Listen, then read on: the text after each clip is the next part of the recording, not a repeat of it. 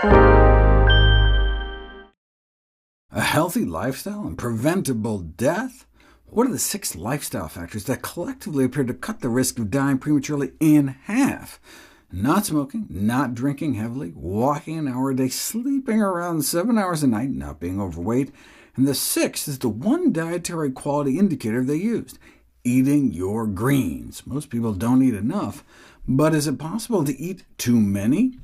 I've talked about the risk of getting too many oxalates by eating too many of certain greens, like spinach and Swiss chard. What about low oxalate greens, like kale or collards? This cabbage family of vegetables has natural goitrogenic compounds that can interfere with thyroid function. They can compete with our thyroid's uptake of iodine. But the answer is not to avoid these super healthy foods, but rather to get enough iodine in our diet, as I've talked about before. There is, however, an extreme threshold we don't want to cross. How much is too much? From the New England Journal of Medicine, coma induced by the ingestion of raw bok choy. A woman had been eating about 3 pounds a day every day, which means 15 cups a day is too much. In the 2 months before she was admitted to the intensive care unit in respiratory failure with a diagnosis of severe hypothyroidism, she had consumed at least 1,000 cups of raw bok choy. The reason raw was specified is that the enzyme that creates these iodine-blocking compounds when we bite into them or chop them up is rapidly deactivated by cooking, so we don't have to worry as much about eating too many cooked crucifers. There are also goitrogenic compounds in soybeans, though there is little evidence that this presents a problem for people with normal thyroid function or getting enough iodine. Now, if you have hypothyroidism and are taking thyroid hormone replacement, soy may impair the absorption of the drug, but that's not unique to soy. That's why hypothyroidism patients are told to take their Synthroid before breakfast, or at least 4 hours after a meal. There have been over a dozen randomized controlled trials on the effect of soy on thyroid function. Researchers found that soy has no effect on thyroid hormone levels, but there was a 10% elevation in TSH. That may not mean anything for people with healthy thyroid glands, but if your thyroid function is already suboptimal, that could potentially tip you over the edge.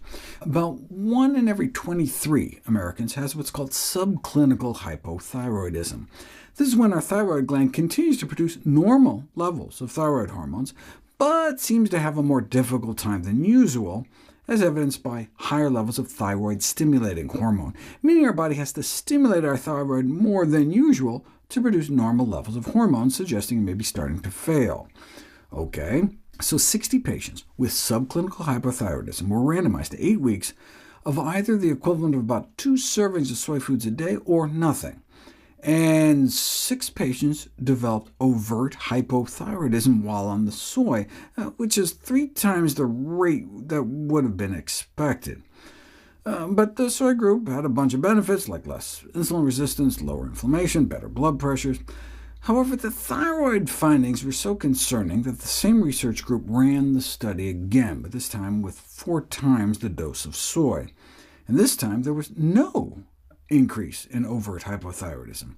What are we to make of all this? Well, soy industry consultants concluded that these follow-up results call into question the initial findings.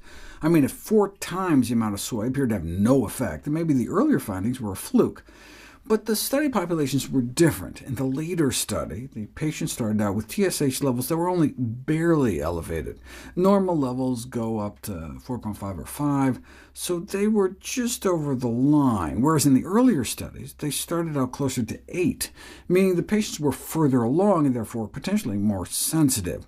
If you follow people with subclinical hypothyroidism over time, most patients who start out with TSH levels over 6 end up with overt hypothyroidism within a decade, but none of those who start out with levels between 4 and 6 suffered the same fate.